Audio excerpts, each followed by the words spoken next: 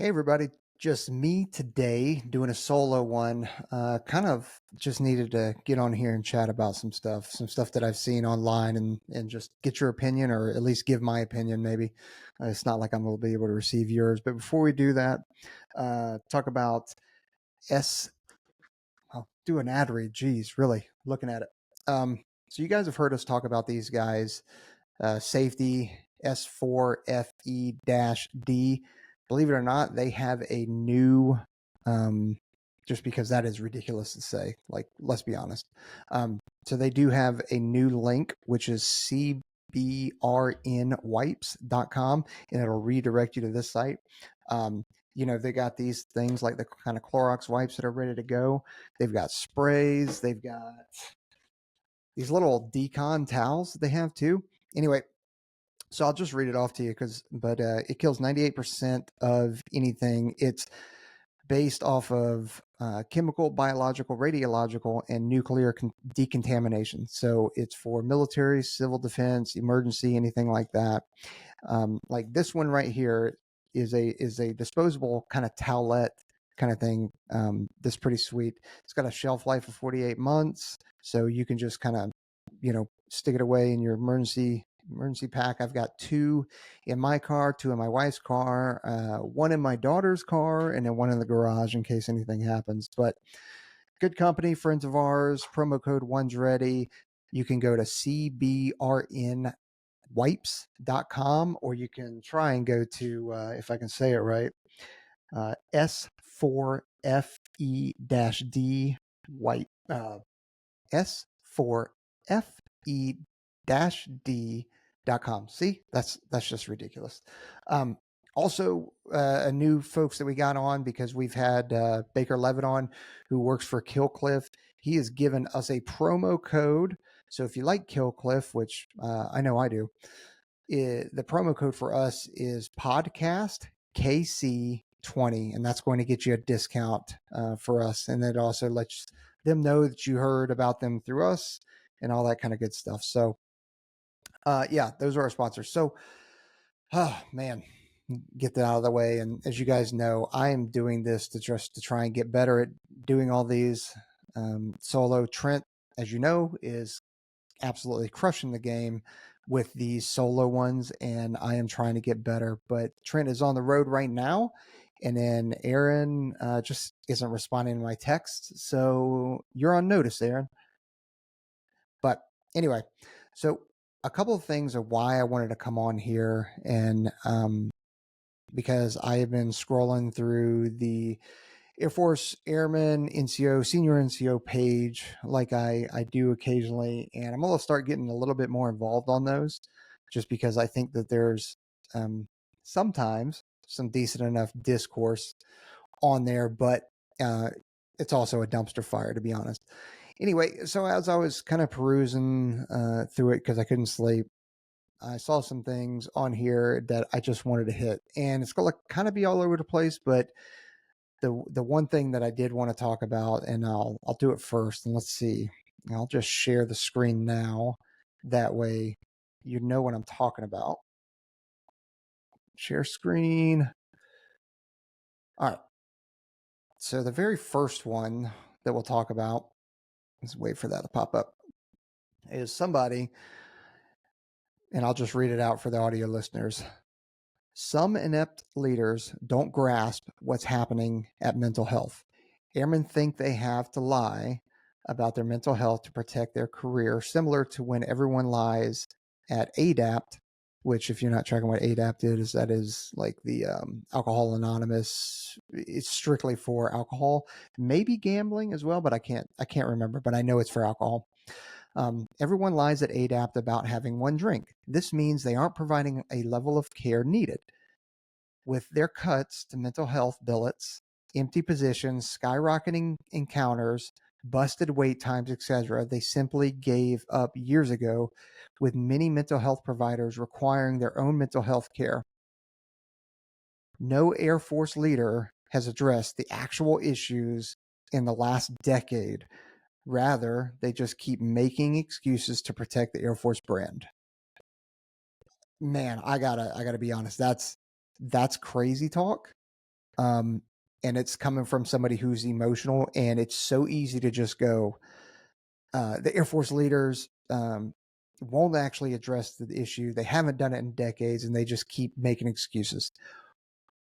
Sure, I'm sure that there are some that actually do that.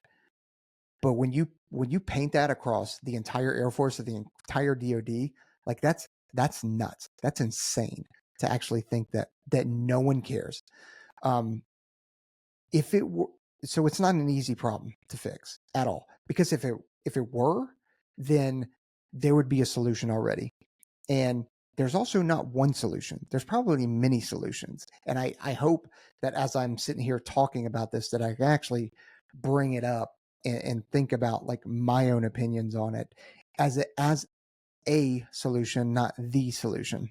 So what I wanted to do is on here, I responded to that, not really expecting a response, but I quoted them saying, "quote No Air Force leader has addressed the actual issues in the last decade. Rather, they just keep making excuses to protect the Air Force brand." End quote. So I said, in your opinion, what are the quote unquote actual issues in detail? What solutions do you have to help address it? Will Bastillo responded, and he's got a picture in uniform, so I imagine he's an uniform guy. Kind of looks like he's enlisted because he's got the U.S. Lapels on his collar. But he said the actual issues are low pay and bad morale cultivated by leadership, but at a higher level outside of base level. It would be appropriate to increase base pay and increase morale efforts at the base level and bring back training TDYs for a married for a myriad. I'm assuming that's what he means. A myriad of different things. But it's a two-way street because young people need to learn how to deal with difficult challenges, and that's a skill most aren't entering the Air Force with. So the teaching of that skill set, or I'm sorry, the teaching of that skill is left up to the NCOs to teach and deal with, and that's too much for most of them to handle. This is really small font for me on here. Um, it's also very challenging to be a leader and a parent. You could argue this leader parent dynamic has always been an issue, but before the current generation, it was typically a small part of the military population. But now it's not. The current crop of airmen is different than the previous one. Now that's old timer talk, but it doesn't make it not true. And most people, senior leaders, are willing to push that notion aside uh, as though it's not a contributing factor. Okay, dude, you hit a lot in here. So, right on. Appreciate you responding to it. So, I will, I think low pay is probably a contributing factor to, mental health, bad morale, and stuff like that. But so there's a bunch of these that are directed at the CSAF and the SIMSAF. Woody, right off the bat, like, they cannot control that. They don't control COLA. They don't control your base pay.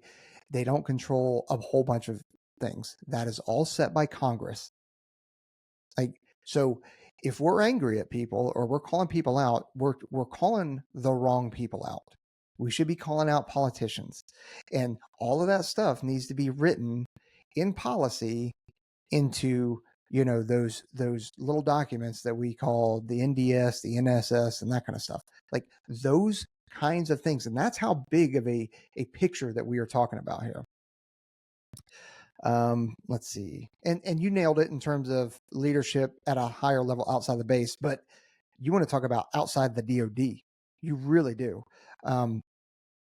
Now, there is ownership within the squadrons, the flights, the groups, and the wings.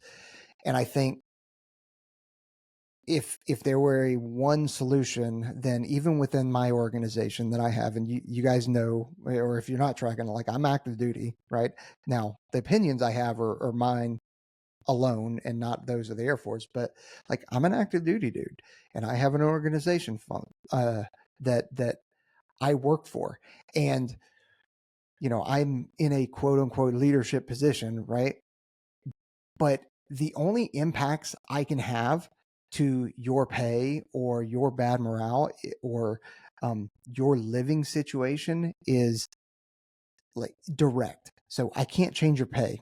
Now, if you have a pay issue, I can help with that, but I can't get you more pay other than trying to help you get promoted by, if you're a good performer, then maybe I can help you get awards, or I can put you in positions to help you, uh, widen your scope of responsibility, which will then lead to not just growth and development within yourself and your profession, but also potentially more pay because you'll get promoted, or you could get promoted anyway. Um, Maybe I can, though, work through your work situation or your work center, because maybe there's toxicity in there, or maybe just, you know, like maybe the bathrooms aren't working, or maybe we can get a shower installed, or maybe we could work on your hours. Maybe you don't need to work set hours. Maybe we can flex those hours, or maybe, if we can be task oriented. And so when you complete your tasks, if you're not in a customer service kind of, job and position, then maybe once you finish your task, then I don't just keep you there to keep you there. Maybe I can release you and send you home. Just an option. There, like I said, there are many things that are probably done, and that's the impact that I have directly at the lowest possible level.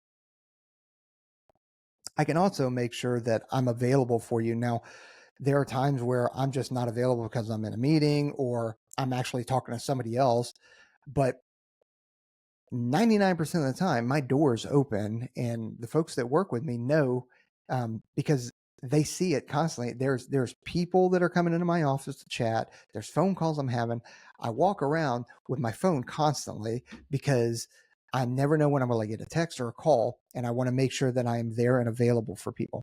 Now, the times that I'm not, or if I'm on a phone call or somebody's already talking to me, but for the most part, I make sure that I'm available and I'm there.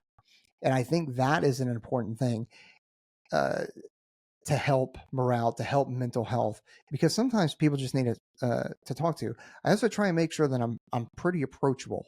Like yeah, I have been told by some people that, okay, so and so is intimidated to talk to you, but typically those are brand new airmen, and they see a chief walking around, especially like a group chief, and it's like, oh my god, I don't want to go talk to him, but like I still try and make myself as approachable as I possibly can, so that if anybody needs help, they can, like, I'm there for them. At the same time, if I'm going to take the time to ask somebody how they're doing today, and they say okay or not great, or I'm okay, but you can kind of tell that it's not so great, that they're not okay, I make sure that I stop to go, hey, it, let's chat a little bit, kind of thing. Now, is that going to solve it? No. But if you can change people's lives or make their day to day better, that's going to help their mental health.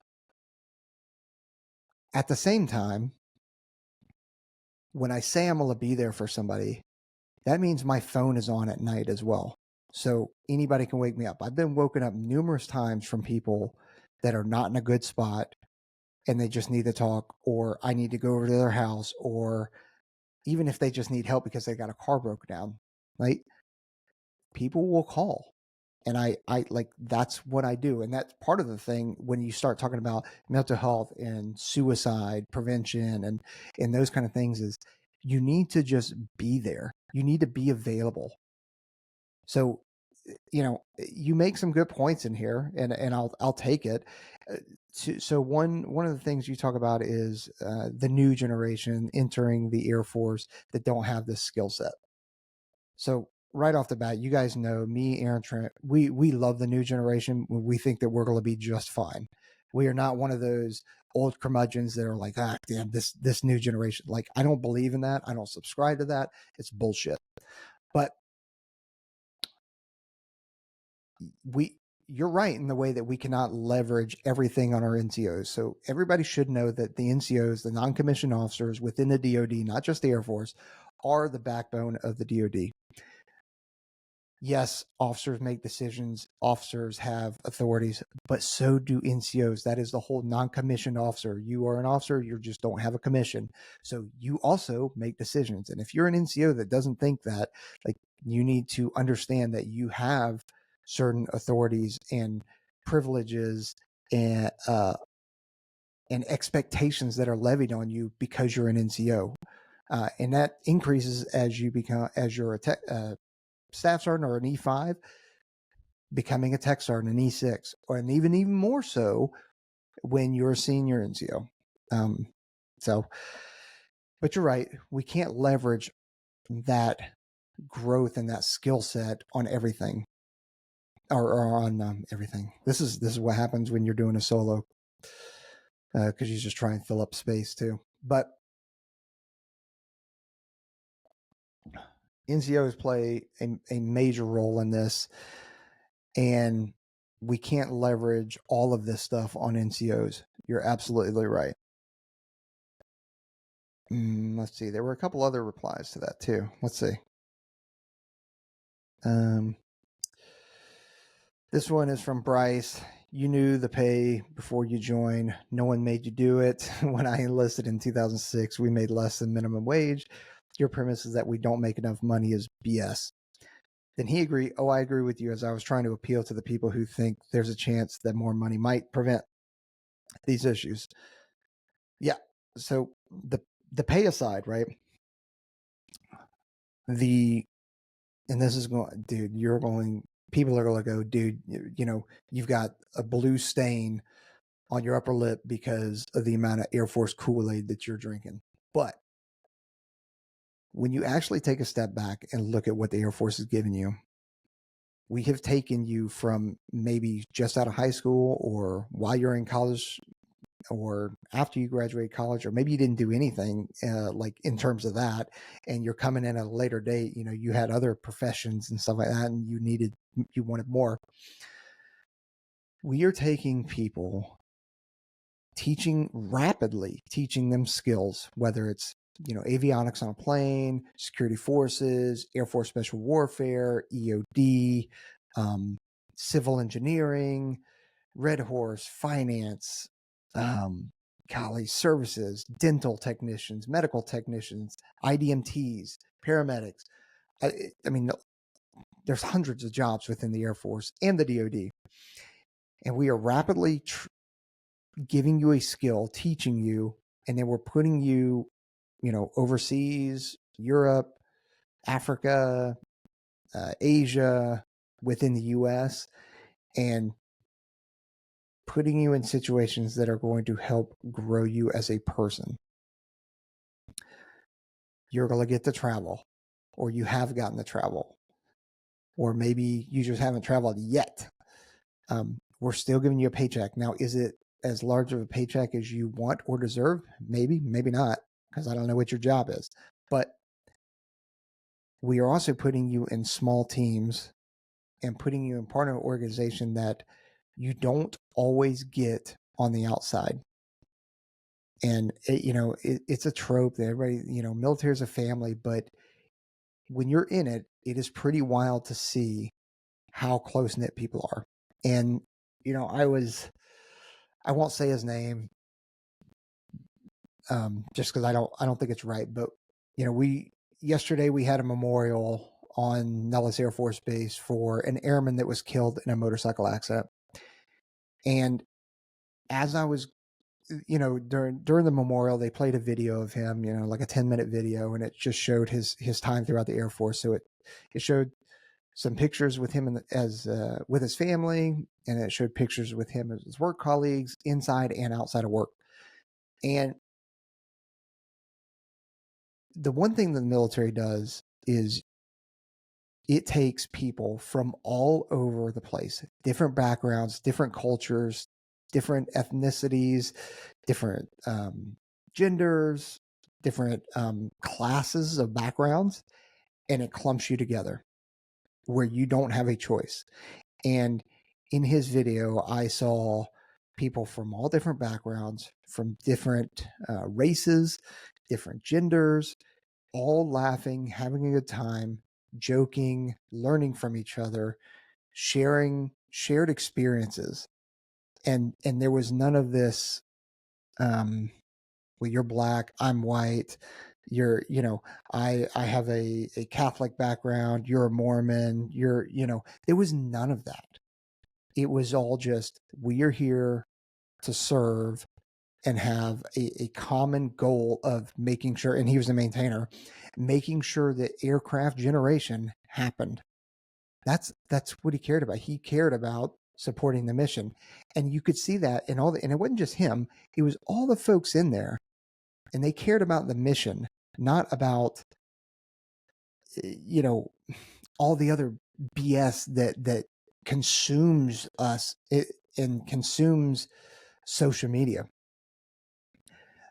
That group of people were tight, and they were from all different backgrounds, and you could see it in their tears as they were remembering and memorializing somebody. Those kind of things are what the Air Force and the military gives you. You don't get that working at Google. You don't get that working at Microsoft. Are there other agencies you get it with? Yes, probably groups or companies or charities like Aerial Recovery, right? Those kind of things you probably get that with. But guess what? Most of those are retired military from the same kind of community. So there's an automatic just like it's magnetized, just opposite or not opposite attracts, but they are magnetized, and there's a center of gravity that just pulls them together to go do great things. So there are those kind of things, but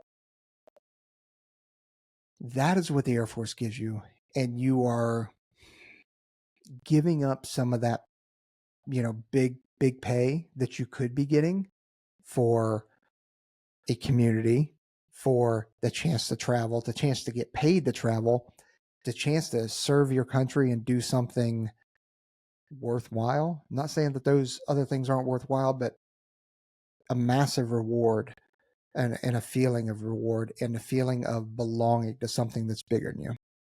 Anyway, so I struggle with the, what is this one? At first, I read the last sentence to protect the Air Force brand.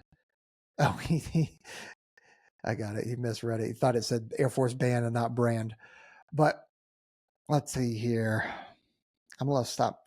Actually, as we're talking about it, let's go to, oh, what is that? Okay, this is also on Air Force Times.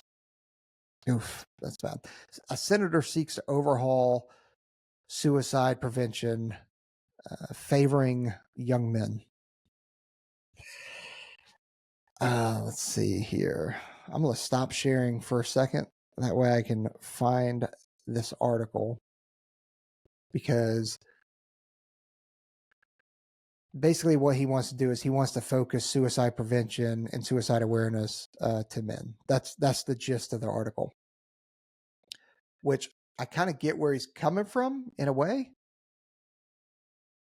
But at the same time, like, you just got to be cognizant. So cognizant of what? What would you say? Okay. Anyway, let me look at this real quick and I'll read this out. So in 2021, there were 6,042 suicides from male veterans and 350 female veterans, highlighting a stark gender disparity in suicide rates. Although women represent a growing percentage of the veteran population, their suicide rates have increased significantly. The suicide rate for female veterans in 2021 was 166.1% higher than non-veteran women, whereas for male veterans, the rate was 43.4% higher than non-veteran men. In 1 year, 6,000 men, male veterans, committed suicide, and versus 350 female. Now, although the female one is increasing, we obviously have an issue with male suicide, and we don't have a solution for it. And we chuck as much spears as we possibly can at Air Force and DoD leadership to solve this problem, but we don't have anything yet. There's not, and if, got it, it's so easy to sit back and just chuck spears at Air Force and DoD leadership, but you're part of that. Like there is there's no policy that the Air Force, DoD, or Congress or the president can put out there that's going to help suicide. This is a team. Dude, I am trying so hard not to cuss.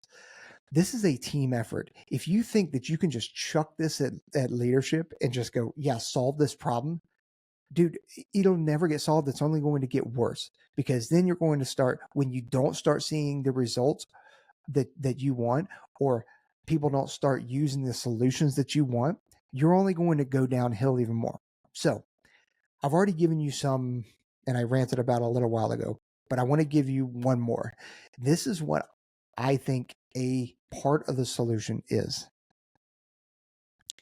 You hear us talk about servitude. You hear us talk about helping others.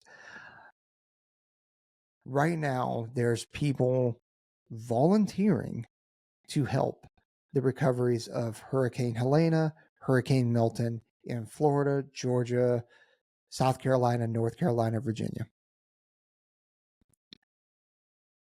The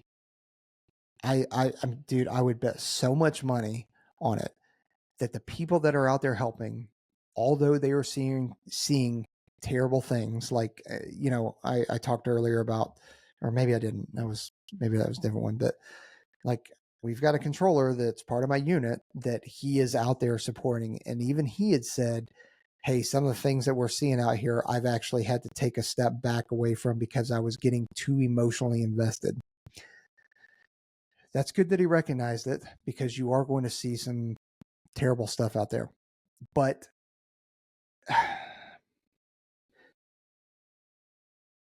helping others and is going to help you out.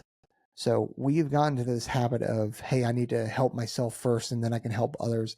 I don't believe in that, and I don't agree with that. To think that I need to help myself before I help others is wild. Because if you have ever volunteered, or you have ever helped somebody on the side of the road that has a flat tire, like an elderly person or a woman on the side of the, or you helped somebody get something off. I mean, as simple as it, help somebody get something off the top shelf of the grocery store, which obviously I've had to ask people a lot. No, I haven't. I just climb up it. But when you help people, you automatically feel better inside. You automatically better yourself.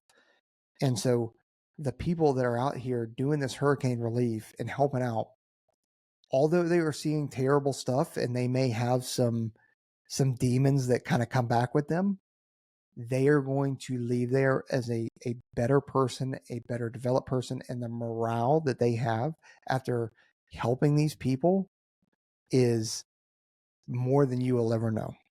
And I say that because I have done that kind of stuff. Now, I am not helping out and have not helped out with Hurricane Helene or Milton, but I have done other events, and helping people that need help only makes you a better person and helps your mental status. So what does that deal with suicide? Well, it's mental health. It deals directly with it. The other part is, I talked about earlier, in terms of just being there. Sometimes you just need to be there with somebody. And I'm going to mess the saying up, but I know Dan Holloway says this, and it's, and there's also a kind of like little fable with it, but basically, when you have somebody, geez, I'm going to mess it up. Basically, you have somebody in a hole, a preacher comes by and says, hey, looks down and says, hey, how can I help you? And that kind of, yeah, I'm really, really messing it up. So I'm apologize. But the end one is, another dude sees the guy down in the hole and says, hey, how can I help you? He's like, hey, I'm just really low right now. I need help. So instead of just kind of walking away and pulling him down or pulling him up, he gets down into a hole and goes, I've been here before and I know the way out. Maybe that's what it takes. If you recognize one of your friends or one of your coworkers or somebody out there that isn't right, maybe you just need to get in there with them and show them the way out, because maybe you know the way out and they don't, and they need your help. Dude, I am rambling so bad right now. Okay, last thing I'll hit, and I'm going to share the screen again. Again, going back to the old face space. Oh, it's not the last thing. I got one more thing after this, but let's see what this one says. All right. This one says from the inbox, CSAF or CSAF and SimSAF visited Travis Air Force Base today. The question was asked about COLA, and they said the area doesn't dictate enough. The area doesn't dictate enough? Okay. The area doesn't dictate enough to qualify for COLA. They said the cost of living is high everywhere, yet service members at Travis are paid the same as those at Shaw, Offutt, Pope, Little Rock, etc. This was my receipt today at Popeyes. A haircut here on base costs $25.40. Gas is $4.49. People out here with $1,000 utility bills. How the hell does Travis not qualify for COLA? Oh boy. Well, like I said, first off is let's see what you got here. 3-piece classic biscuit, regular coleslaw, sweet tea, mayo packet, 5-piece tender. Wow. All right, let me hit let me hit this real quick. SimSAF and CSAF do not dictate what we get paid. We've already covered that. So you can, and they don't dictate the COLA either. It sucks. Yeah, I got it. California is expensive. Travis Air Force Base expensive. So is around Nellis Air Force Base. It is expensive, but you are barking up the wrong tree when you start calling out CSAF and SimSAF about it. Now, what we do entrust them with is lobbying for us, and they should be lobbying for us. And I promise you, they are lobbying for us because I've been in the rooms with them when they talk about this stuff. They are lobbying for us. And you can see it when on C-SPAN whenever they go up to Congress and they get called to testify. They are talking about pay. Anyway, dude, $28 is a lot of money at Popeyes. How many days could you meal prep for on $28 and not go to Popeyes, and you're eating healthier and you're making your dollar go farther? I'm just throwing that out there. And then the author says, told y'all they was disconnected. Disconnected from what? Dude, you're fucking ignorant as shit. Are you serious? You think that these guys can control your COLA? Oh, man. This is what we're dealing with, folks. See, there you go. It's DoD policy. They're referencing the fact that under the DoD policy, the area doesn't qualify. SecDef or Congress needs to fix it. Yes, being upset about this is silly. 100%. So, William Richards, you nailed it. And I do like this because I don't like politicians. This dude says next time people fall for the average congressman's professed love for the military, they ought to remember days like this when they can vote. 100%. 100%. You got to know who can actually control different things. And then that's the tree that you go barking up. Okay, last thing. If you guys remember, 2 Navy SEALs drowned during operations off of the coast of Africa doing a shipboarding. So, really tragic event. Really sucks. I mean, you can see their names there. It's really bad what happened. There are a couple things that are involved with it. Basically, the gist of this story, and I'll put it I'll put the links in the description. But what happened is they were doing a shipboarding, and one peeled off of the ladder, and so one peeled off the ladder, and then the guy behind him. That's SOP. That's standard operating procedure for them. When somebody peels off the ladder, at least one goes in after them to try and, so a buddy team instead of just one man off floating alone. The findings were that they were improperly trained. There were gaps in their training. the life preserve, the LPUs, the preservation unit or whatever it stands for, weren't adequate for the weight that they had on them. Um, like, yeah, sure, maybe some of that's true. Maybe there were some training gaps,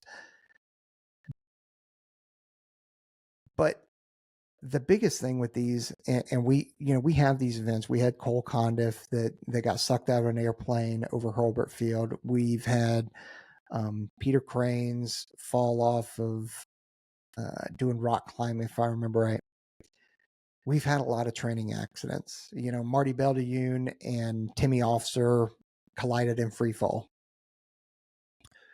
There are real world and training accidents that are going to happen. Sometimes it's negligence. Sometimes there are legitimate things that you're like, okay, these are the things that caused it. The one thing, and I just want to, maybe there's some, it's just, I'm going to take their pictures off here because it's actually kind of bothering me. Man, it's tough looking at those dudes. I'm going to minimize it on my screen.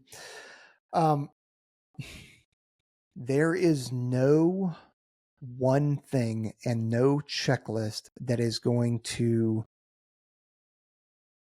guarantee to a 100% certainty that an accident or a training fatality or a training injury is not going to happen. The Air Force loves its checklist, but a checklist is not going to save somebody in every single incident, because sometimes you can follow the checklist, you can follow the training, you can follow the operational risk management, you can mitigate every single risk that you can possibly mitigate. And sometimes things are just going to happen that you're not going to get around it.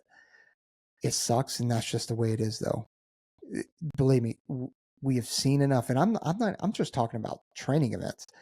That's without the enemy getting a vote in ambushing you or setting up IEDs or anything like that. You cannot prevent every single thing from happening. You can't.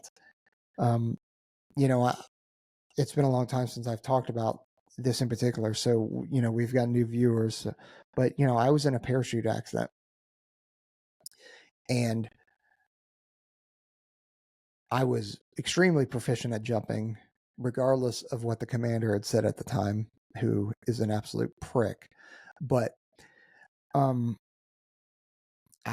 me and I'll just say his name is Brandon, were the most proficient jumpers in the unit at that time. And we were doing, and Brandon wasn't on this one, but I was on this one, and jumped out.